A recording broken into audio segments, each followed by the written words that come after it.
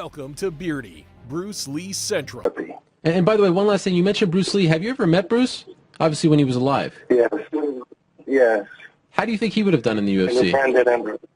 I really don't know. I mean, you know, I met Bruce through James Coburn, and I met Bruce at his house many times, and, you know, I knew Brandon, too. I first met Brandon when he was a baby boy, you know, probably 6 or 7 years old, something like that. Young boy. Well, Sensei, on our 3rd anniversary, this is our 3rd anniversary show, a major honor for us. Thank you, sir. Thank you. There he is, the man himself, Sensei Steven Seagal. Hi everybody, it's Birdie here. What's going on, guys? I just want to explain really quickly why this is a big and fat lie from Steven Seagal. He never actually knew Bruce Lee or never even met him. And the reason is quite simple. He lived in Japan until 1974 when he moved back to California. And Bruce Lee died, of course, in 1973, the year before. So if Steven Seagal traveled from Japan back to California in between, he might have met Bruce Lee.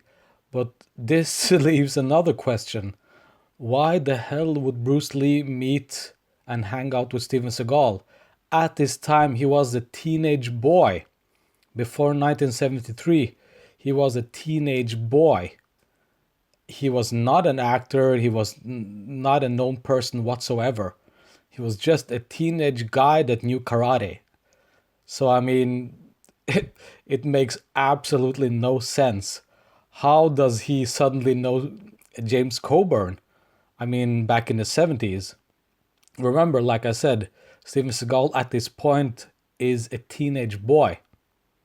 So why the hell would Bruce Lee and James Coburn hang out with Steven Seagal, this unknown kid from California? So, I mean, it makes no sense. So I just want to clear that up. If you're wondering why he's lying, I don't know. I can't answer that. But obviously, he likes to embellish or lie or make up shit. I don't know what. But he never met Bruce Lee. And no other actor has ever confirmed that Steven Seagal met Bruce Lee. And it's just no photos with Bruce Lee and Steven Seagal ever taken. And it's just a big fat lie. So that's my opinion. You can think what you want to think, but there's really nothing pointing, no evidence pointing that he actually ever met Bruce Lee.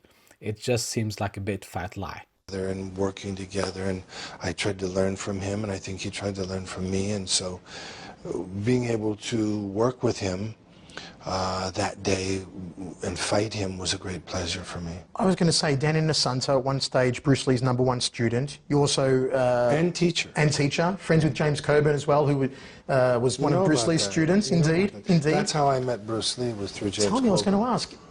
So you met Bruce Lee. Tell me about your experiences with Bruce, and what was he like, and how did you get on with him? You know, I wasn't around Bruce much. He... was a kind of guy who kind of would badmouth most, a lot of the other martial artists and martial arts in a kind of a sarcastic way, fun way, which I understood. For some reason, he never had anything bad to say about me, and I was quite interested in Aikido, and he was very nice to me. He knew that I grew up in Asia and that I had a son that was just exactly the same age as Brandon. And when I met Brandon, he had lighter hair and said, "This is my little Caucasian boy," you know. You know, I thought Bruce was a really great guy, really cool guy, and I thought James Coburn was a great guy too. And I'm really sorry they're all gone. And when Brandon was killed like that, they called me a few minutes after it happened. It was in Carolina somewhere. They called me in the middle of the night and they said, "We think that he's dead, but the guy shot a blank gun at him. How could he be dead? He's dying. He's, you know, severely hurt, maybe dead. And I said, you will find a projectile in him. You'll find a bullet in him. And they said, that can't be. You're crazy. And I said, you will find a bullet in him. And they called me in the morning. They said, you're amazing. And I said, why? And they said, there was a bullet in him. And I can go through the whole story on what really happened, which most people don't know. But the long and the short is when Brandon passed like that, I didn't sleep for 3 or 4 days. Wow. It just reminded me too much of certain things, and the loss of both of them was terrible for me. Another great actor, one of my favourites, and I know he's one of your favourites as well, Jackie Chan, man who sent me flowers for my 21st birthday, coincidentally. And by the way, you and I share the same birthday, April 10. You were one of the people, and it's a little known fact, who helped Jackie Chan break into America and introduce him to American audiences. Can you tell me about your relationship with Jackie and how that started? I mean, I've known Jackie for, Jesus, maybe 40 years. Wow. I've known him from way back in the early days. I'm not very close with him anymore. I don't really go to Hong Kong or China much anymore. Him, Sammo Hung, a lot of the old, you know, some of this is really maybe not quite fit for, you know, saying out loud on film, but there's an interesting group of folks that, you know, are kind of some in the shadows and some in the light, and I was friends with all those guys for a long time. Haven't seen Jackie for a long time now, but at one time I thought we were kind of good friends, you know. In an interview you also said once you'd made many great movies, which you have, and said you'd made many, or some, bad movies. Is there one particular film you look back on and you sort of cringe and go, geez, did I really do that? Unfortunately, there's many. I think, you know, I was looking at an actor the other day on screen, and I was going, holy shit. Can you say shit on this interview? You can say whatever you like. Yeah. I said, holy shit, did this guy actually do this? Not only was the movie that bad, but the acting was that bad. And it's a pretty famous actor. And I just said, hey, man, happens to all of us. Who's the most legitimate Hollywood tough guy, in your opinion? You accept it, of course. When you say tough guy, do you mean martial artist or just tough guy? I mean, Stephen, for real. If he was on the street and there was a situation, you wanted this Hollywood guy by your side because he could defend himself.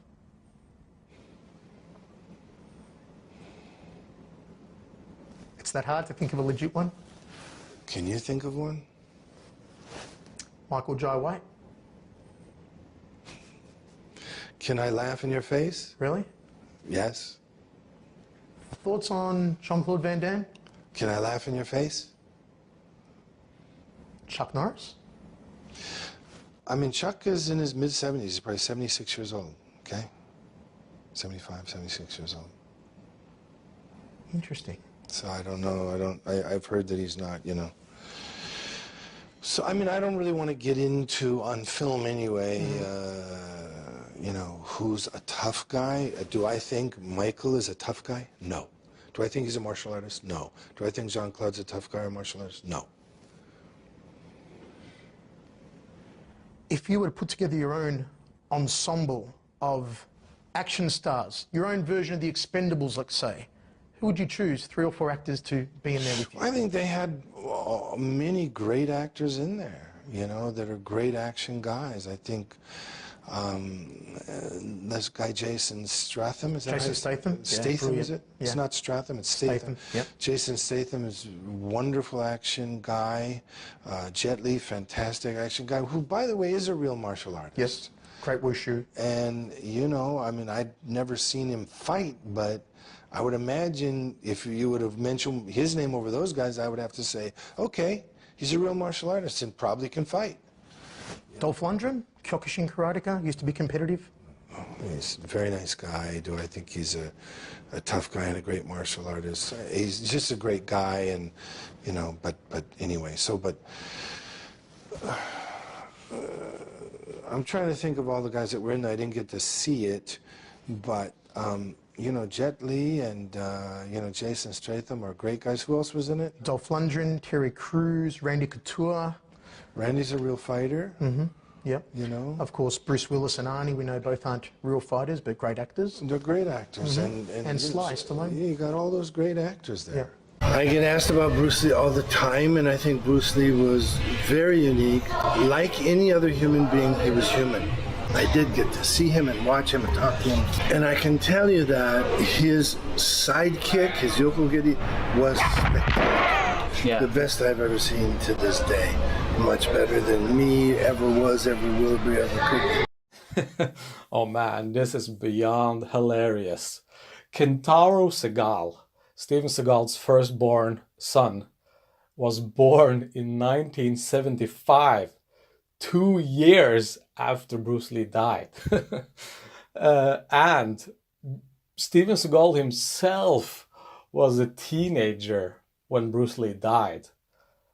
And he didn't even start acting until the late 80s, okay? Steven Seagal was just a kid at the time. Just a kid living in California, fighting and training karate at this karate dojo. That's it. That's all he was. Just a teenage guy training karate. So why the fuck would the likes of Bruce Lee and James Coburn and Steve McQueen hang out with this kid? Okay, well, this doesn't need any more commentary. You can just see for yourself that this guy is obviously lying out of his but that's nothing new. Steven Seagal is notoriously known for just making up lies and talking. So yeah, we'll leave it at that.